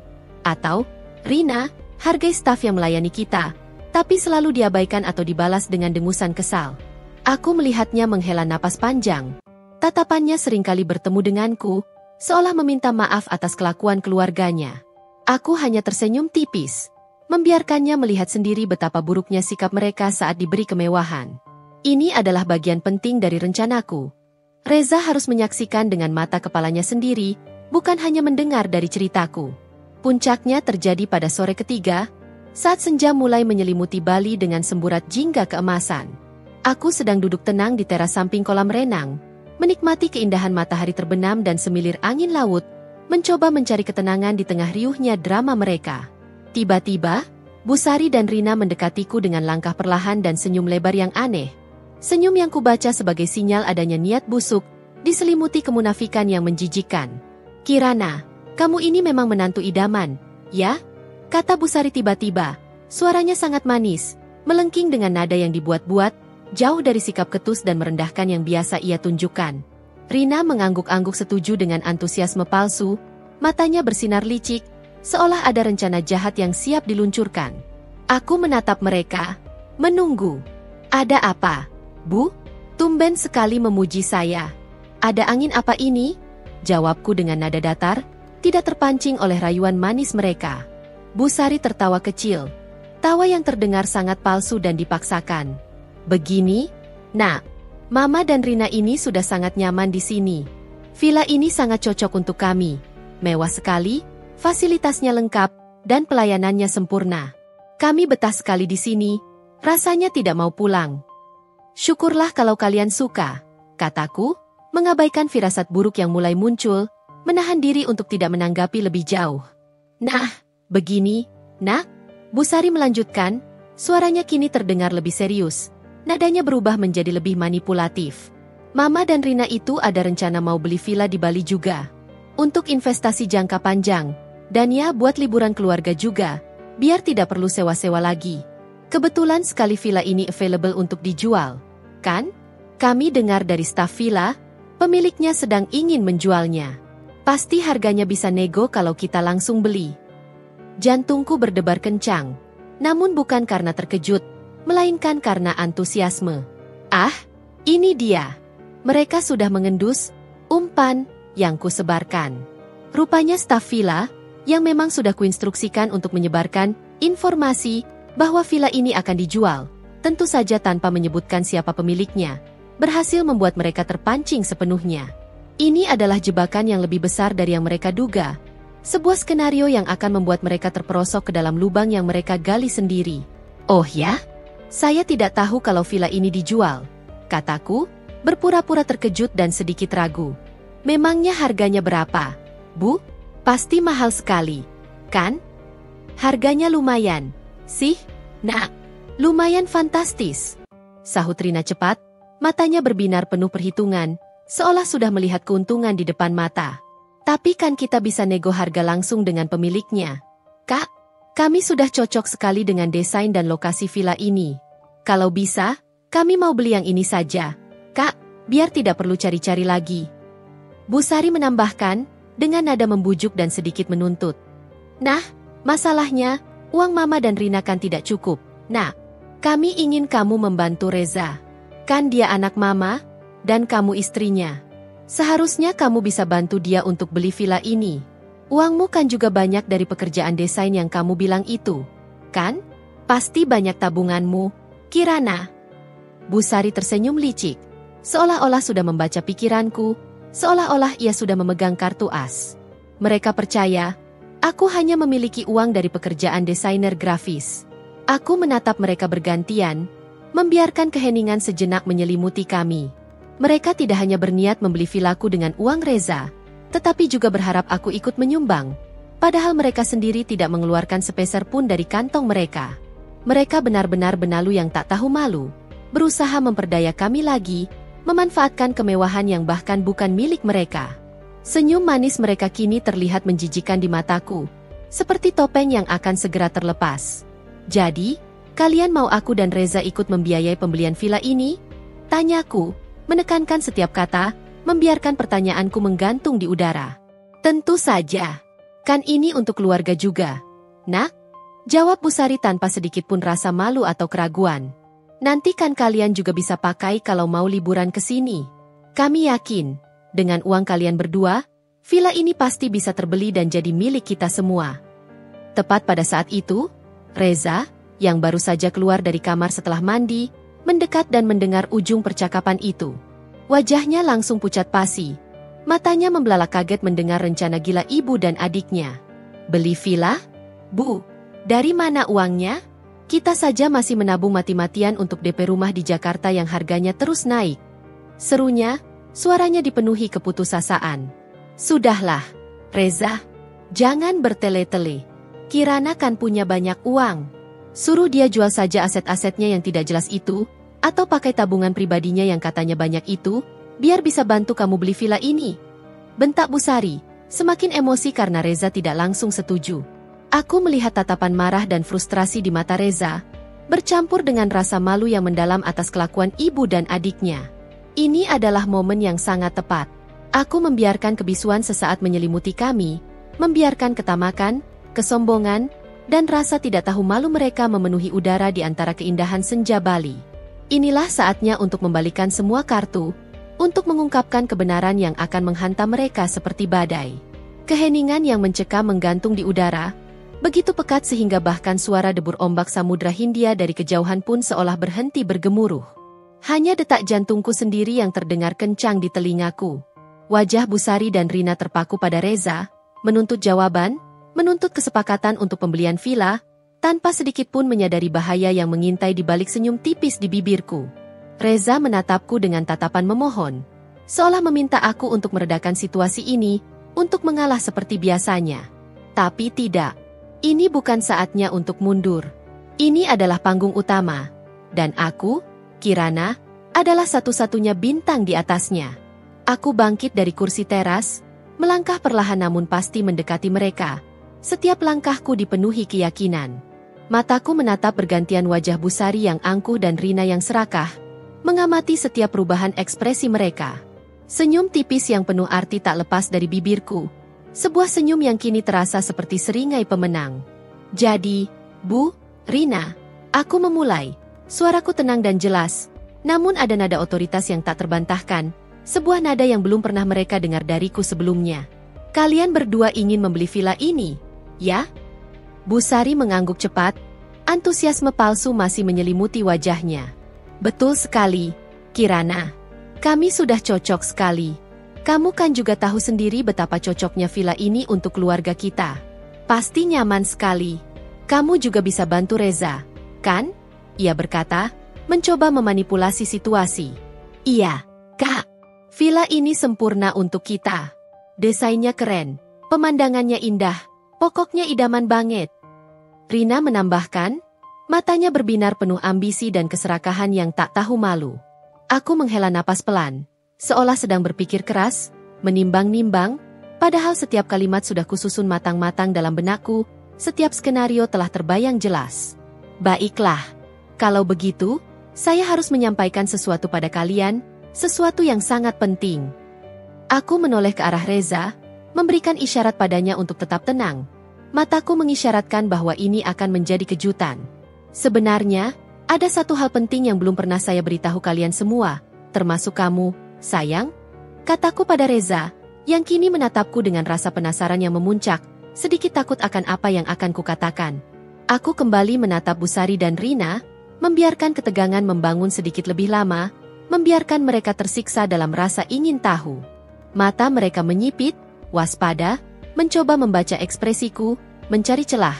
Namun yang mereka temukan hanyalah dinding baja ketenangan yang tak bisa ditembus. Kalian ingin membeli villa ini, bukan? Tanyaku lagi, menegaskan, memberikan kesempatan terakhir bagi mereka untuk menarik kata-kata mereka. Mereka mengangguk serempak. Kepala mereka terangguk-angguk penuh harap. Baiklah, kalau begitu, saya rasa saya tidak bisa menjualnya pada kalian. Kataku, suaraku datar, tanpa emosi, namun menghantam seperti bongkahan es. Seketika, wajah Busari dan Rina langsung berubah drastis. Dari antusiasme, menjadi kebingungan, lalu kemarahan yang menyala-nyala. Kenapa? Seru Busari, nadanya melengking tinggi. Kamu ini sombong sekali, Kirana. Tidak mau membantu suamimu sendiri. Padahal ini untuk kebaikan bersama. Iya, Kak. Pelit sekali. Padahal kamu punya banyak uang, kan? Jangan-jangan memang tidak punya. Rina menimpali. Suaranya melengking kesal. Tuduhan itu keluar begitu saja dari mulutnya. Aku tertawa kecil. Tawa yang tidak ada ceria-cerianya. Lebih mirip sebuah seringai dingin yang kejam. Tawa yang membuat bulu kuduk mereka berdiri. Merinding. Kalian salah paham, Bu, Rina. Bukan karena saya tidak mau menjualnya. Atau saya pelit. Atau saya tidak punya uang seperti yang kalian tuduhkan. Tapi karena... Aku berhenti sejenak, membiarkan kata-kata itu menggantung di udara, membiarkan ketegangan mencapai puncaknya. Aku menatap mereka lurus-lurus, satu persatu, dengan tatapan yang penuh kekuatan, ketegasan, dan sebuah kemenangan yang tak tersembunyikan. Tatapan yang belum pernah mereka lihat sebelumnya dariku, Kirana yang selama ini mereka anggap remeh. Karena saya tidak bisa menjual milik saya sendiri kepada kalian. Seketika, suasana menjadi hening total. Bahkan suara ombak pun seolah berhenti bergemuruh. Angin pun seolah enggan berembus. Busari dan Rina mematung, seolah disambar petir di siang bolong. Wajah mereka yang tadinya penuh keserakahan, kini pucat pasi, tak berdarah. Rahang mereka terjatuh, mata mereka terbelalak sempurna. Otak mereka tampak bekerja sangat keras, berputar cepat, mencoba memproses kalimatku yang sederhana namun menghancurkan semua ilusi mereka. Apa maksudmu? Busari tergagap, suaranya tercekat, tidak bisa melanjutkan kalimatnya. Tangan gemetarnya berusaha menopang tubuhnya. Rina menunjukku dengan jari gemetar, matanya dipenuhi ketidakpercayaan. Kakak bilang ini villa kakak. Tidak mungkin. Aku mengangguk perlahan, anggukan yang tegas dan tak terbantahkan. Senyumku semakin lebar, sebuah senyum kemenangan yang tak terbantahkan. Betul sekali, Bu, Rina. Villa megah ini, semua fasilitas yang kalian nikmati, semua pelayanan kelas atas yang kalian nikmati selama ini, adalah milik saya. Milik Kirana. Sang, menantu sederhana, yang kalian sebut benalu, yang kalian remehkan, dan yang gajinya katanya tidak seberapa. Reza, yang tadinya hanya terdiam, kini menatapku dengan mata yang membelalak sempurna, tak percaya dengan apa yang baru saja didengarnya. Kirana, sayang kamu pemilik villa ini. Gumamnya, suaranya hampir tidak terdengar. Busari dan Rina, yang tadi begitu angkuh, kini tampak seperti patung yang disambar petir. Wajah mereka berganti dari pucat, menjadi merah padam karena malu dan kemarahan yang tak terkira, lalu kembali pucat. Mereka menatapku, lalu menatap sekeliling villa yang megah itu, seolah baru pertama kali melihatnya, dengan pandangan baru, pandangan yang dipenuhi rasa jijik dan jijik pada diri mereka sendiri. Mereka telah menikmati kemewahan milik orang yang selama ini mereka remehkan, bahkan mencoba merebutnya dengan cara licik dan kebohongan. Mereka benar-benar syok. Keterkejutan itu bukan hanya karena pengungkapan kekayaanku, melainkan karena kebodohan mereka sendiri, telah menginjak-injak orang yang ternyata jauh lebih kuat dari mereka. Inilah klimaksnya. Inilah saatnya mereka menerima konsekuensi dari keserakahan, keangkuhan, dan perbuatan mereka yang tak tahu malu. Suasana di teras villa berubah menjadi medan perang senyap. Busari dan Rina terpaku di tempat. Wajah mereka memucat, mata mereka membelalak kosong. Kata-kata, milik saya sendiri, bergema di kepala mereka, menghantam telinga mereka seperti lonceng kematian bagi semua rencana licik mereka. Mereka menatapku dengan tatapan tak percaya yang bercampur dengan rasa malu yang membakar. Rasa malu karena telah mengemis dan bersikap angkuh di rumah orang yang selama ini mereka remehkan. Reza sendiri, setelah keterkejutan awal, kini menatapku dengan campuran takjub, bingung, dan sedikit terluka. Kirana, ini, kamu serius? Reza memecah keheningan. Suaranya pelan, nyaris berbisik. Villa ini milikmu. Aku menoleh padanya, senyumku melunak. Iya, sayang, ini milikku. Sejak sebelum kita menikah, aku membangunnya dari nol, sedikit demi sedikit, dari hasil kerjaku. Aku melihat matanya bergetar, mencerna informasi yang begitu besar ini. Busari akhirnya bisa membuka mulutnya, meskipun suaranya serak. Tidak mungkin. Kamu cuma desainer lepas. Dari mana uang sebanyak itu? Tubuhnya gemetar, menunjukkan betapa besar syok yang ia alami. Rina, yang tadinya angkuh, kini bibirnya bergetar, wajahnya merah pada menahan amarah dan malu. Kakak pasti bohong. Ini pasti cuma sewaan. Jangan-jangan kamu menyewa villa mewah ini untuk memamerkan diri saja. Aku tertawa, kali ini tawa yang lebih santai, penuh kemenangan. Kalian bisa bertanya pada Pak Wayan. Dia sudah bekerja untukku selama bertahun-tahun, mengelola semua properti ini. Aku menunjuk ke arah Pak Wayan yang berdiri tak jauh dari kami, menahan senyumnya. Pak Wayan, memahami isyaratku, melangkah maju. Betul, Bu. Villa ini, dan beberapa unit villa lain di kompleks ini, semuanya milik Ibu Kirana. Saya adalah manajer properti beliau. Ucapannya lugas dan penuh hormat. Pengakuan dari Pak Wayan bagai pukulan telak yang menghantam Busari dan Rina. Mereka terdiam lagi. Kali ini keheningan yang lebih dalam, keheningan yang menghancurkan semua argumen dan kebohongan mereka. Mereka menatap Pak Wayan, lalu kembali menatapku. Mata mereka memohon penjelasan yang tak akan pernah mereka dapatkan. Mereka adalah benalu, dan benalu baru saja dihadapkan pada pohon yang selama ini mereka kira rapuh. Ternyata adalah pohon raksasa yang kokoh. Kenapa kamu tidak pernah bilang, Kirana? Suara Reza terdengar, penuh kekecewaan. Dia melangkah mendekatiku, air matanya mulai menggenang. Kenapa kamu menyembunyikan ini dariku? Kamu tidak percaya padaku. Ini adalah bagian tersulit. Aku tahu Reza terluka. Aku menggenggam tangannya erat. Sayang, aku ingin kamu mencintaiku apa adanya. Bukan karena harta yang kumiliki. Aku ingin membangun masa depan bersamamu berdasarkan cinta dan kesetiaan, bukan materi. Aku menoleh ke arah Busari dan Rina. Aku ingin memastikan kamu melihat siapa yang benar-benar peduli padamu, dan siapa yang hanya memanfaatkanmu. Mataku kembali menatap Busari dan Rina, yang kini hanya bisa menunduk malu. Selama ini, kalian terus-menerus menguras gaji Reza, menganggapnya sebagai ATM pribadi. Kalian meremehkanku, menyebutku menantu sederhana, benalu, bahkan menghasut Reza untuk tidak memenuhi kebutuhanku, sementara kalian hidup foya-foya dengan uangnya. Suaraku bergetar menahan amarah yang sudah lama kupendam. Sekarang kalian tahu, siapa sebenarnya yang benalu di keluarga ini. Rina mengangkat kepalanya, matanya penuh kebencian. Kamu sengaja mempermalukan kami. Mempermalukan? Aku mendengus. Saya tidak melakukan apapun selain menunjukkan kebenaran. Kalian sendiri yang mempermalukan diri kalian dengan keserakahan dan keangkuhan kalian. Kalian lupa, kemewahan yang kalian nikmati ini, saya yang membayarnya. Dengan uang saya, bukan uang Reza yang kalian kuras. Busari mengangkat wajahnya, air mata palsunya kini telah kering, digantikan oleh ekspresi marah dan dendam. Namun, di balik itu, ada juga ketakutan yang jelas terpancar. Mereka telah kalah telak. Pengakuan dan pengungkapanku bagaikan bom yang meledak di tengah-tengah keangkuhan Busari dan Rina. Wajah mereka berubah-ubah, dari syok total, lalu kemarahan yang membabi buta, hingga akhirnya rasa malu yang teramat sangat. Rina yang tadinya penuh kebencian, kini justru terlihat paling terpukul. Ia tidak bisa lagi menyembunyikan keterkejutannya. Kakak bohong. Ini tidak mungkin, teriak Rina, suaranya parau. Ia mencoba melarikan diri ke dalam villa, seolah ingin menyembunyikan diri dari kenyataan yang memalukan ini. Busari, dengan mata nyalang penuh amarah, mendekatiku dengan langkah tertatih-tatih.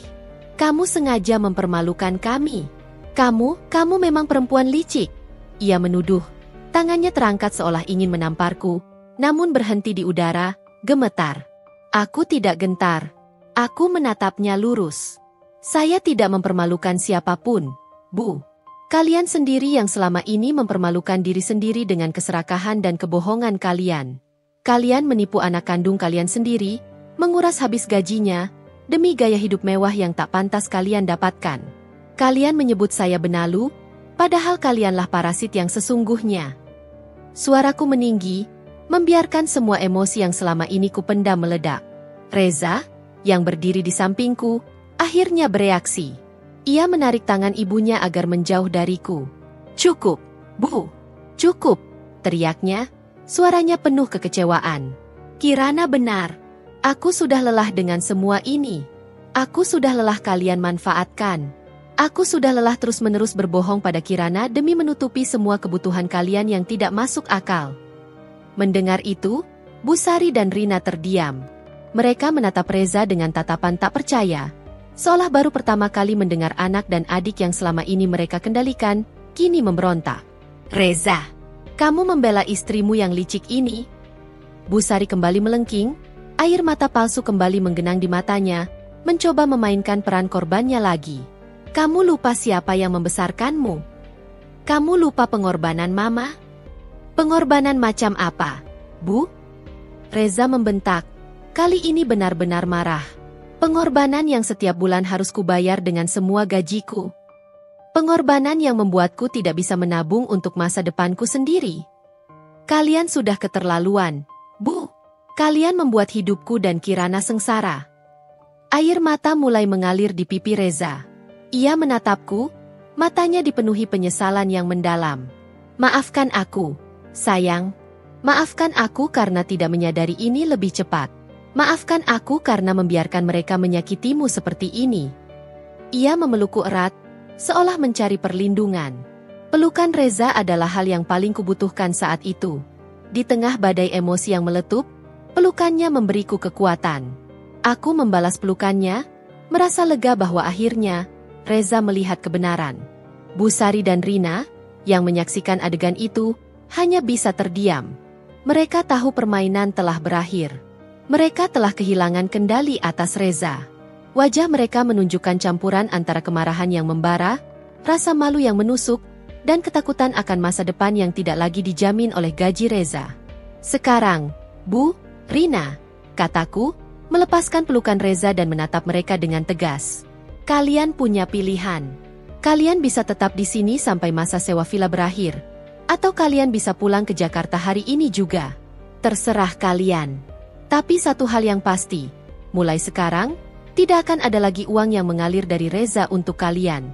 Dia akan fokus pada rumah tangga kami. Dan saya tidak akan pernah lagi menoleransi campur tangan kalian dalam hidup kami. Busari dan Rina hanya bisa menatapku dengan mata kosong. Mereka telah kehilangan segalanya. Kemewahan yang mereka nikmati, sumber uang mereka, bahkan kendali atas Reza. Rasa pahit kekalahan terpancar jelas dari raut wajah mereka. Ini adalah awal dari resolusi, Sebuah antiklimaks bagi keserakahan mereka. Suasana di teras villa, meskipun tidak lagi diwarnai ledakan amarah, masih diselimuti ketegangan yang pekat. Namun, kini ada nada kepasrahan yang jelas terpancar dari Busari dan Rina. Mereka terdiam, menunduk, bahu mereka melorot. Seperti dua anak kecil yang tertangkap basah melakukan kesalahan besar dan tak bisa lagi mengelak. Ancaman untuk menghentikan aliran dana dari Reza, ditambah dengan pengungkapan statusku sebagai pemilik villa ini, benar-benar menghantam mereka hingga ke inti harga diri dan sumber hidup mereka. Reza masih memelukku erat, seolah tak ingin melepaskanku, seolah takut aku akan menghilang dari sisinya. Aku merasakan pundaknya bergetar di bahuku. Dia menangis. Bukan tangisan keras, melainkan isakan pelan yang dalam. Kurasa itu adalah luapan emosi dari semua beban yang ia pikul selama ini. Beban untuk menyeimbangkan antara tanggung jawab pada keluarga inti dan tuntutan keluarganya. Semua kekecewaan dan rasa bersalahnya karena membiarkan aku terluka. Aku membiarkannya, membelai punggungnya dengan lembut, merasakan kehangatan pelukannya. Inilah saatnya untuk Reza mengeluarkan semua yang ia rasakan. Setelah beberapa saat, Reza mengangkat kepalanya. Matanya merah dan bengkak. Namun ada kelegaan yang terpancar dari sana, seolah beban berat baru saja terangkat dari dadanya. Ia menatapku dengan tatapan penuh cinta, penyesalan, dan juga kekaguman yang mendalam. "Maafkan aku, sayang," bisiknya lagi, suaranya parau dan serak. "Maafkan aku karena begitu bodoh dan tidak peka. Maafkan aku karena membiarkan mereka menyakitimu seperti ini. Aku tidak pernah tahu kamu menyimpan beban sebesar ini, dan betapa hebatnya kamu selama ini." Aku tersenyum lembut, mengusap air mata di pipinya. "Tidak apa-apa, sayang. Yang penting, kamu sudah tahu sekarang kebenarannya. Dan yang terpenting, kamu ada di sisiku. Kita akan menghadapinya bersama." Aku kemudian menatap Busari dan Rina, yang masih terpaku, menunduk dalam-dalam. "Ini bukan akhir dari segalanya, Bu, Rina. Ini adalah awal. Awal bagi kita semua untuk hidup lebih jujur, lebih bertanggung jawab, dan lebih mandiri." Busari perlahan mengangkat kepalanya. Ekspresinya masih sulit dibaca. Kemarahan yang tadinya membara kini sedikit mereda, digantikan oleh campuran rasa malu, ketakutan akan masa depan yang tidak lagi pasti, dan mungkin sedikit rasa hormat yang baru tumbuh. "Jadi, kamu tidak akan membiarkan Reza membantu kami lagi?" tanyanya. Suaranya lemah dan putus asa, nada dominannya menghilang. "Reza akan membantu kalian sesuai kemampuannya, Bu, sebagai seorang anak yang berbakti. Tapi bukan lagi dengan menguras habis gajinya, bukan dengan mengorbankan masa depannya." Jawabku tegas, tanpa kompromi. Dia punya tanggung jawab besar pada rumah tangganya sendiri, pada kami berdua, dan pada masa depan kami. Dan kalian berdua, sudah saatnya kalian mandiri sepenuhnya. Rina, kamu sudah lulus kuliah, punya pekerjaan. Sudah waktunya kamu bertanggung jawab pada dirimu sendiri, pada biaya hidupmu sendiri. Rina yang selama ini hanya mengandalkan Reza untuk semua kemewahannya, kini terdiam. Bibirnya bergetar, raut wajahnya menunjukkan keputusasaan yang mendalam. Mimpi-mimpi mewahnya yang selama ini bergantung pada uang Reza kini, runtuh berkeping-keping di hadapannya. Kami harus bagaimana? Bagaimana kami bisa hidup?" Suara Busari terdengar sangat putus asa. Air matanya mulai mengalir lagi. Kali ini bukan air mata palsu. "Itu pilihan kalian," kataku, memberikan sedikit celah, sedikit harapan, tapi tetap dengan batasan yang sangat jelas. "Tapi saya yakin, kalian adalah orang-orang yang cerdas dan mampu. Kalian pasti bisa menemukan cara untuk mandiri dan memenuhi kebutuhan kalian sendiri. Reza akan selalu menjadi anak kalian, tapi bukan lagi bank pribadi kalian. Dia akan mencukupi kebutuhan pokok, tapi tidak lagi membiayai gaya hidup kalian yang mewah." Reza kemudian melangkah maju, menghampiri ibunya. Ia memegang tangan Busari, tatapannya lembut namun penuh ketegasan. "Bu, aku mencintai ibu. Aku akan selalu menjadi anak ibu yang berbakti. Tapi Kirana benar. Aku tidak bisa terus-menerus membiayai semua keinginan ibu dan Rina tanpa batas. Aku juga harus membangun masa depanku sendiri, masa depan kami bersama Kirana." Suaranya lembut namun tegas, menunjukkan bahwa keputusannya sudah bulat. Melihat ketegasan Reza, Busari akhirnya menangis terseduh-seduh. Kali ini tangisan yang sesungguhnya, tangisan putus asa dan kekalahan. Rina pun ikut menangis, terisak-isak. Itu adalah tangisan kekalahan yang pahit, menyadari bahwa sumber daya mereka telah habis, dan mereka harus menghadapi kenyataan pahit tanpa Reza sebagai penopang utama. Aku membiarkan mereka sejenak dalam kesedihan mereka. Ini adalah proses yang harus mereka lalui. Aku tahu, mengubah kebiasaan yang sudah mendarah daging, mengubah mentalitas, benalu, tidaklah mudah, tapi ini adalah langkah pertama dan paling penting. Sejak hari itu, Busari dan Rina memilih untuk tetap di villa sampai masa sewa mereka berakhir. Namun sikap mereka berubah drastis. Mereka tidak lagi bersikap angkuh, bahkan cenderung menghindari interaksi langsung denganku. Mereka hanya sesekali mengobrol dengan Reza, dengan nada yang jauh lebih hati-hati, tidak lagi menuntut, dan topik pembicaraan mereka cenderung menghindari masalah keuangan. Sementara itu, aku dan Reza menggunakan sisa waktu di Bali untuk berbicara dari hati ke hati secara mendalam. Aku menceritakan semua perjalananku membangun Villa Kirana, semua perjuanganku sejak kecil, bagaimana aku menabung setiap rupiah, bagaimana aku melihat peluang di tanah Bali, dan mengapa aku memilih untuk merahasiakan semua ini. Reza mendengarkan dengan seksama, matanya dipenuhi penyesalan yang mendalam dan kekaguman yang tak terbatas. "Aku bangga padamu, sayang," katanya suatu malam, sambil memelukku erat di tepi kolam renang, di bawah langit Bali yang bertabur bintang. "Kamu adalah wanita yang luar biasa, kuat, dan cerdas. Aku minta maaf karena tidak pernah tahu betapa hebatnya kamu, dan membiarkan mereka meremehkanmu serta menginjak-injak hatimu. Yang penting kamu ada di sini sekarang, sayang," kataku, bersandar di dadanya. "Kita akan membangun masa depan kita bersama, dengan jujur dan tanpa campur tangan siapapun lagi. Kita adalah satu tim." Perjalanan ke Bali itu bukan hanya sekadar liburan, melainkan sebuah titik balik yang mengubah segalanya. Sebuah panggung pengungkapan yang epik, sebuah momen rekonsiliasi yang emosional, dan awal dari sebuah babak baru yang penuh harapan dalam pernikahan kami. Babak di mana kepercayaan mulai dibangun kembali dari puing-puing, dan batasan-batasan yang sehat akhirnya ditegakkan dengan tegas. Kami tahu, jalan ke depan tidak akan mudah, perubahan tidak terjadi dalam semalam, namun kami akan menghadapinya bersama, sebagai satu tim yang lebih kuat dan bersatu. Minggu-minggu setelah kepulangan kami dari Bali adalah masa transisi yang penuh tantangan, namun juga penuh harapan. Udara di apartemen kami terasa lebih ringan. Beban yang selama ini menghimpit pundak Reza seolah terangkat. Kami berdua menghabiskan banyak waktu untuk berbicara, membahas semua hal yang selama ini terpendam. Aku menceritakan secara detail tentang perjuanganku membangun bisnis villa, mulai dari nol, setiap rintangan yang kulalui, dan mengapa aku memilih untuk menyimpan rahasia itu begitu lama. Reza mendengarkan dengan penuh perhatian, matanya memancarkan kekaguman yang mendalam dan penyesalan yang tulus. "Aku tidak percaya, sayang, kamu bisa melakukan semua itu sendirian," katanya suatu malam, sambil memelukku erat di sofa. "Aku merasa menjadi suami yang tidak peka, tidak bisa melihat betapa hebatnya kamu. Yang penting kamu sudah tahu sekarang, sayang," balasku, mencium keningnya. "Dan yang terpenting, kita akan menghadapinya bersama. Tidak ada lagi rahasia di antara kita." Keputusan untuk membatasi aliran dana ke Busari dan Rina memang tidak mudah. Awalnya, mereka terus-menerus menghubungi Reza dengan berbagai drama dan keluhan. Busari bahkan beberapa kali datang ke apartemen kami, mencoba mengungkit-ungkit masa lalu dan memainkan kartu simpati. Namun, Reza, yang kini sudah mantap dengan pendiriannya, mampu menghadapi mereka dengan tegas namun sopan.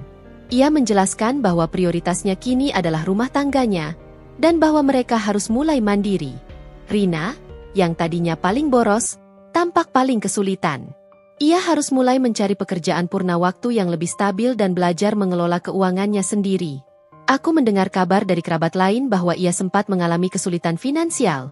Namun pada akhirnya, itu justru memaksanya untuk tumbuh dewasa. Hubungan kami dengan keluarga Reza memang tidak bisa kembali seperti semula dalam sekejap. Ada jurang kepercayaan yang harus dijembatani. Namun, setidaknya, batasan sudah jelas. Mereka tahu siapa Kirana yang sebenarnya, dan mereka tidak bisa lagi meremehkanku atau memanfaatkan Reza sesuka hati. Reza sendiri menjadi pribadi yang lebih bahagia dan tenang. Ia tidak lagi terbebani dengan tuntutan finansial dari keluarganya. Ia mulai aktif merencanakan masa depan kami, menabung untuk rumah impian, dan bahkan mendiskusikan rencana untuk menambah anak. Ia seringkali bercerita tentang kebanggaannya padaku kepada teman-temannya, bahkan sesekali menggoda. Hati-hati, istriku ini pemilik villa mewah di Bali, loh. Sementara itu, bisnis villaku di Bali terus berkembang pesat. Pak Wayan adalah manajer yang luar biasa. Aku mulai berinvestasi pada properti lain di lokasi yang berbeda, memanfaatkan keahlianku dalam desain dan pemahaman pasar properti. Aku tidak lagi menyembunyikan kekayaanku dari Reza. Justru, ia menjadi penasihatku, memberikan dukungan moral dan sesekali membantu dengan ide-ide kreatif. Liburan ke Bali yang tadinya adalah panggung pengungkapan dramatis, kini menjadi kenangan pahit manis yang memperkuat kami. Dari kejadian itu, kami belajar banyak tentang kepercayaan, pengorbanan, dan pentingnya batasan dalam hubungan keluarga. Aku, Kirana, yang dulu hanya dikenal sebagai menantu sederhana, kini telah menemukan suaraku, kekuatanku, dan harmoniku sendiri. Sebuah harmoni yang dibangun di atas kejujuran, saling pengertian, dan cinta yang tulus, tanpa bayang-bayang benalu yang menggerogoti. Kami menatap masa depan dengan senyum, siap menghadapi apapun yang datang, karena kami tahu, kami akan menghadapinya bersama, sebagai satu tim yang tak terpisahkan.